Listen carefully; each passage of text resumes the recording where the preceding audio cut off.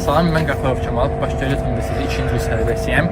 Bugün sizə küçə heyvanların həyatını dəyişdirəcək sosial, davamlı və şəffaf bir layihə ilə qarşınızdayıq. Bu layihənin adı PayPost-dur. PayPost layihəsinin məqsədi küçə heyvanlarına kömək etmək istəyən insanlar və qurumların onları qidalı təmin etməsini asanlaşdırmaq və bunu şəffaf olaraq təmin etməkdir. Bizim layihəmiz belədir ki, şəhərin müxtəlif hissələrində heyvanların sıx olduğu yerlərə qida terminalları yerləşdirilir və insanlara və ya qurumların etdikləri iyanələr sayəsində bu qida terminalları yeməklə təmin edilir. Siz həm terminallara iyanəni həm terminallar üzərindən, həm də ki bizim mobil aplikasiyamız üzərindən yerinə yetirə bilərsiniz. Mobil aplikasiya vasitəsilə yerinə yetirdiyiniz zaman siz orada iyanə etmək istədiyiniz sistemini və miqdarı seçirsiniz. Daha sonra açılan kamerada siz həmin qidandan doğrudan da həmin qida terminalı əlavə olunduğunu görürsünüz ki, bu da layihəmizin şəffaflığını təmin edir. Bizim layihəmiz həm sosial bir layihədir, həm də gələcəkdə geniş imkanlar var ki, biznes işinə çevrilə bilsin. Və biz yeni bu layihəmizi bir çox startup layihələrində və s. göstərmişik və bəyənilibdir. Bizim layihəmiz hal-hazırda yeni dəstəkçilər və bizim layihəmizə investisiya edici şəxslər axtarırıq və sizdən də bizim layihəmizə dəstək olmanızı gözləyirik.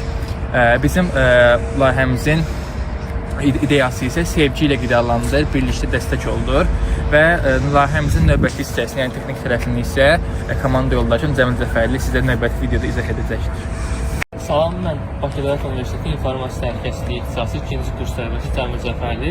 Layihəmizin texniki hissəsinə keçməmişdən əvvəl layihəmizin iki hissəsi barədə məlumat vermək istərdim. Bir iyanə hissəsi, ikinci isə sosial şəbəkə hissəsi.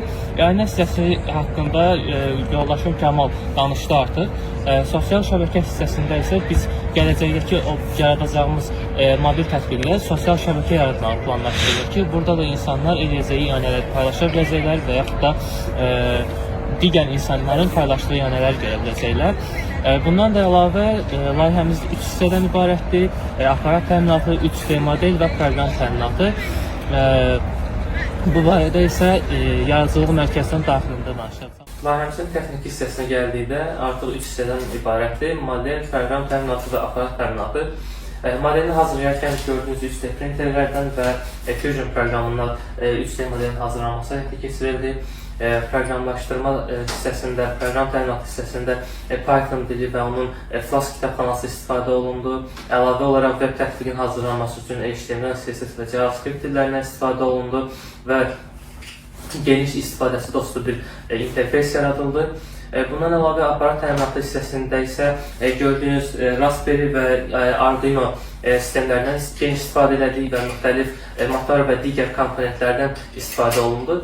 Və nəticədə proyektimiz tamamlandı və bu proyektin gələcəkdə artıq heyvanların yerlənməsində və heyvanların qarşısına qalmaqda daha uğurlu bir proyekt olacağına inanırıq.